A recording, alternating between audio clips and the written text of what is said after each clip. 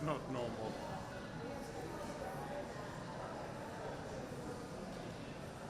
Sir?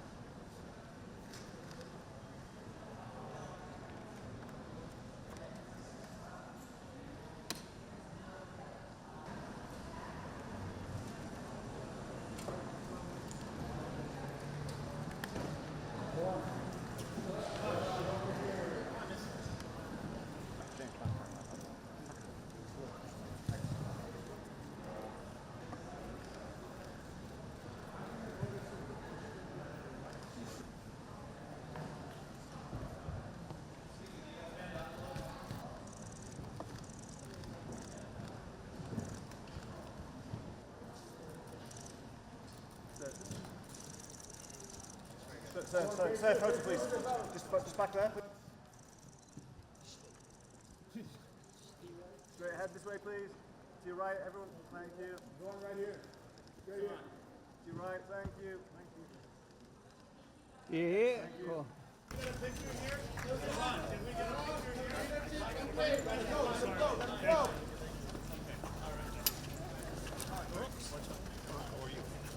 Sir? All right, sound check. Everybody good? Nope. A minute? They can consider affording. It is time now for a new day in our politics. And it is an honor and a privilege. Good morning, everyone. Good morning. Today is Election Day. It is a day that we have been dreaming of for more than a year. And as much as things have changed over the course of this campaign, in many ways it is the same campaign we launched on October 23rd. A campaign that looks to transform the most expensive city in the United States of America into one that's affordable for each and every person that calls it home. And I'm so thankful to the more than 100,000 volunteers who have brought us to this point, where we are on the brink of making history in our city, on the brink of saying goodbye to a politics of the past, a politics that tells you what it can't do and really what it means to say is what it won't do, and to usher in a new era in this city where we understand that we do not get to choose the scale of the crisis we face. We simply get to choose the manner in which we respond. And it is time to finally respond with the urgency that New Yorkers deserve. An urgency that reckons with these same New Yorkers having had to face rent hike after rent hike, year after year. These same New Yorkers having to wait for buses that never come. These same New Yorkers that have to move out of this city when they want to raise a family. And these same New Yorkers who have grown tired of going on Street Easy to find apartments in Jersey City because that's the only place they could consider affording. It is time now for a new day in our politics. And it is an honor and a privilege to be a part of a movement that has fought every single day to bring that day forward. And today, we have until 9 p.m. to say that our time has come. Thank you very much.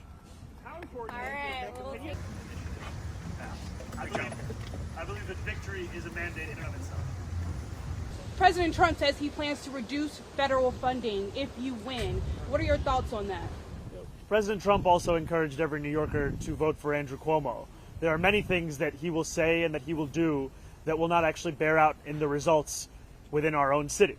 I will treat his threats as they deserve to be treated, which are the words of a president and not necessarily the law of the land. And too often we treat anything that he says by virtue of who's saying it as if it is already that law. And it is time that we have a mayor who stands up for New Yorkers each and every day, not one who's willing to sacrifice those New Yorkers so that they can stand up for themselves. All right, last question right here. Phone banking. Go ahead. All right.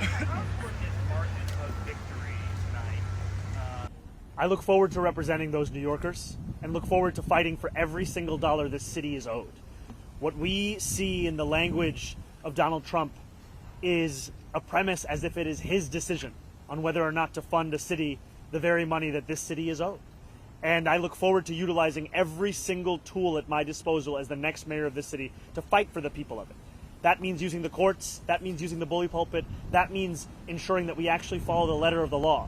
And I know that doing so is something that threatens Donald Trump. It's why he's gone after Attorney General James, because she had the audacity to hold him to the same law that every New Yorker is held to. But I will not be intimidated by this president. I will not be intimidated by anyone, because my job here is to serve the people of the city. Thank you guys so much.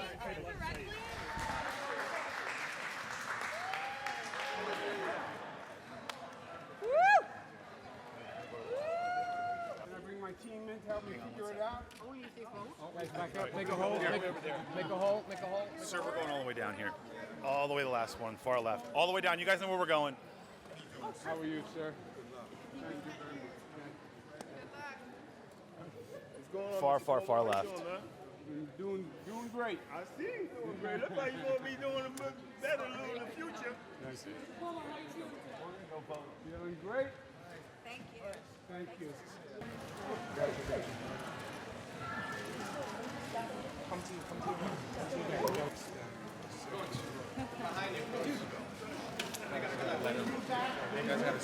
I'm still deciding.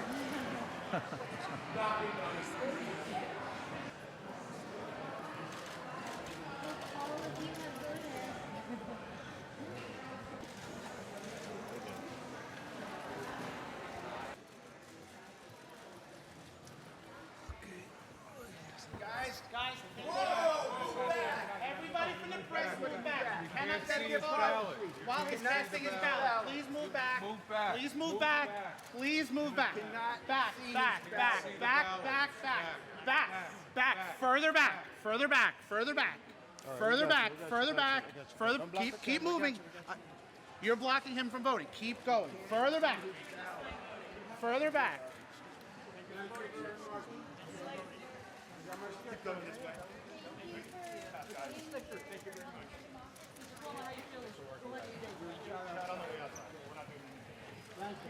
Coming out, guys. All the way out. We're going out. Guys, we'll do questions outside, okay? Outside.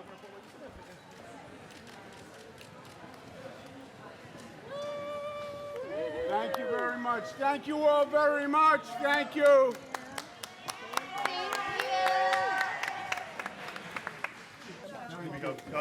Stand up against Mamdani. Yes, thank you. Against the communists. Nice to see you. How are you, ladies? Thank you.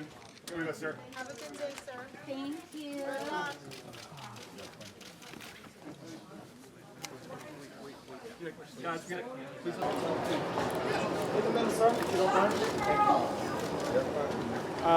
Thank you very much. First, I want to thank my special campaign team who I have here with me. Brought in the high power.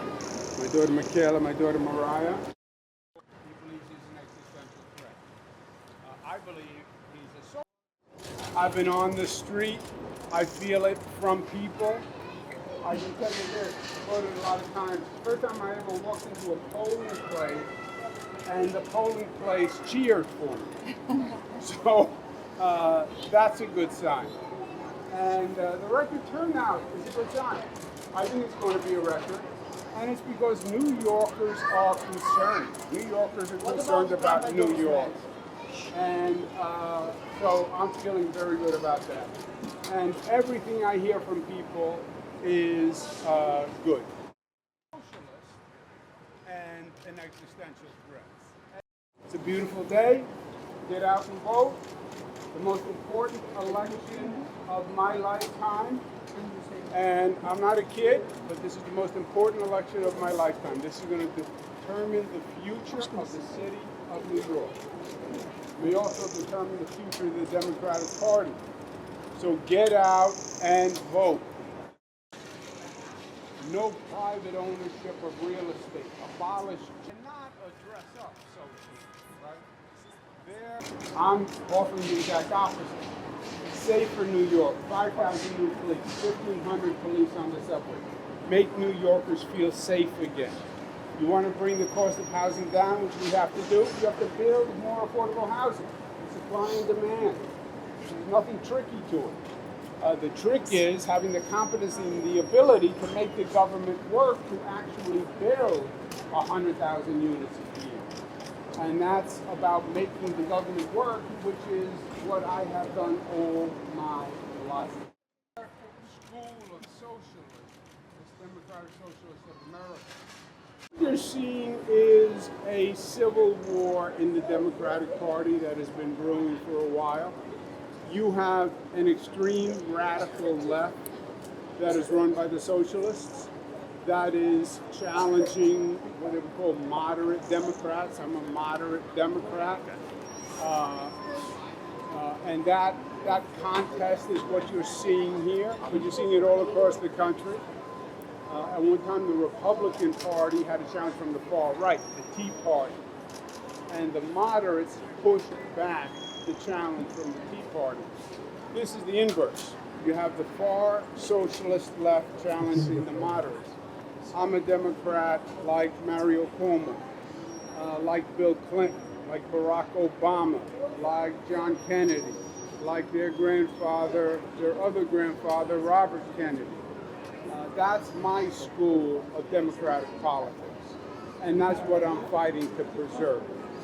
All right, Democrats are not extreme socialists. We're not against the police. We don't believe the NYPD are racist. We don't believe they should be abolished. We don't believe in abolishing jails. We don't believe in doing away with misdemeanors. We don't believe in decriminalizing prostitution. That is not us. We are a party of law and order. Well, I think what you're seeing is a civil war in the Democratic Party that has been brewing for a while. You have an extreme radical left that is run by the socialists that is challenging what they would call moderate Democrats. I'm a moderate Democrat. And that contest is what you're seeing here, but you're seeing it all across the country. At one time, the Republican Party had a challenge from the far right, the Tea Party. And the moderates pushed back the challenge from the Tea Party. This is the inverse. You have the far socialist left challenging the moderates. I'm a Democrat like Mario Cuomo, like Bill Clinton, like Barack Obama, like John Kennedy, like their other grandfather, Robert Kennedy. That's my school of democratic politics, and that's what I'm fighting to preserve. All right, Democrats are not extreme socialists. We're not against the police. We don't believe the NYPD are racist. We don't believe they should be abolished. We don't believe in abolishing jails. We don't believe in doing away with misdemeanors. We don't believe in decriminalizing prostitution. That is not us. We are a party of law and order. David Dinkins, great Democrat. First thing he did when he took office, hire more cops, keep New Yorkers safe. So that's the contest you see happening here. I think if the far left socialists were to win, I think long term it would be very detrimental to the future of the Democratic Party. This country is not a socialist country. The city is not a socialist city. The state is not a socialist state. Socialism has never worked anywhere on the globe. Not Venezuela, not Cuba. It's not going to work in New York City. Stay here. How are you? I'm fine. How are you? Nice to see you. Go democracy! Go democracy! All right. You said the Trump report on cost to be very helpful. What did you mean by that? Hey, keep going. The result today cement your legacy, sir. Sir, where's your belt buckle from? Campaign you've run so far. Yes, thank you. Governor, New York has been fed of communism, sir. Where's my belt buckle from? Yeah, it's an interesting buckle. Governor, what's the message to those who think that a vote for you is a vote for Trump? What do you say to those New Yorkers in the closing moments? Donald Trump, his message was simple. He is not supporting me, Donald Trump. He said the day before he's not a fan. He opposes Zohran Mamdani. And he's saying that a vote for Sliwa is a vote for Mamdani, which is true. The president is nothing if not pragmatic. Curtis Sliwa is a Republican. His point is, well, Republicans may vote for Sliwa because he's a Republican, but there is no chance for Sliwa to win, and in effect, a vote for Sliwa is a vote for Mamdani. And I agree with him there. All that does is make Curtis Sliwa a spoiler. My record with President Trump is 100% clear. I was governor, he was president. No one fought for New York more forcefully against President Trump than I did. We had battle royales, many of them. And if there's anyone who can protect New York against President Trump, it's me. If Zohran Mamdani were mayor, Trump would go through him like a hot knife through butter. He wouldn't even, he would just step over him. Thanks, guys.